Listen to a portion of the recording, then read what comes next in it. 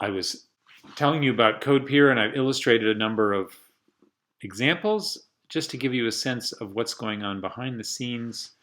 One of the important features of CodePeer that distinguishes it from a number of other similar or static analysis tools is it's a sound tool. Now, what does sound mean exactly?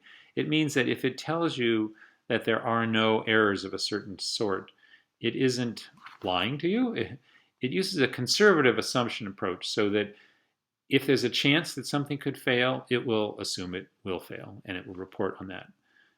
And it won't simply say, well, it looks okay and it might not fail, so I'm not going to complain. So it always errs on the side of informing you that there is a problem. So it will never have what we would call a false negative, where you say everything is fine, when in fact there might be something wrong. Of course, that it might err on the other side, which is so-called false positives, and that is where the preciseness comes in. We make an effort to be as precise as possible. We make as few assumptions as necessary strictly to finish the job. There are limitations on what you can actually prove, even with a very high performance tool, but we make the effort to be as precise as possible. So we make very few assumptions, and whenever we make an assumption, it's always a conservative assumption so that we retain both soundness and precision. And finally, we use a bottom-up technology. That is, we start from the leaves of the program, the functions that don't themselves call anything else. We analyze those. We come up with a summary in form of inferred pre- and post conditions. We then go to the functions that only call leaf procedures, and we work our way up towards the root of the program.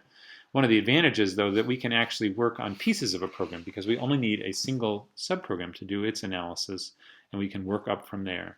So that allows this to be very scalable. Instead of having lots and lots of paths through the program to worry about, which you have when you start from the top of a program, we start from the bottom, and we never have to reanalyze the same function once we have developed the overall summary. Just to review what is new, qualification, I demonstrated some of the test suite. So the existing test suite, which is very large, has been augmented with another large number of very specific tests, systematic testing of all contexts, numeric sizes, and so on. And the checking is automated so that we get the expected output for all different variants. I've mentioned the CWE identifiers. They show up in messages, checkboxes, and there's also a comma-separated value file that you can export, which will also have CWE identifiers. Precise analysis of IEEE float, underflow, overflow, and it's designed to match the precision of the calculations that are performed at runtime. I demonstrated some of the race condition analysis, and we have a number of new reports.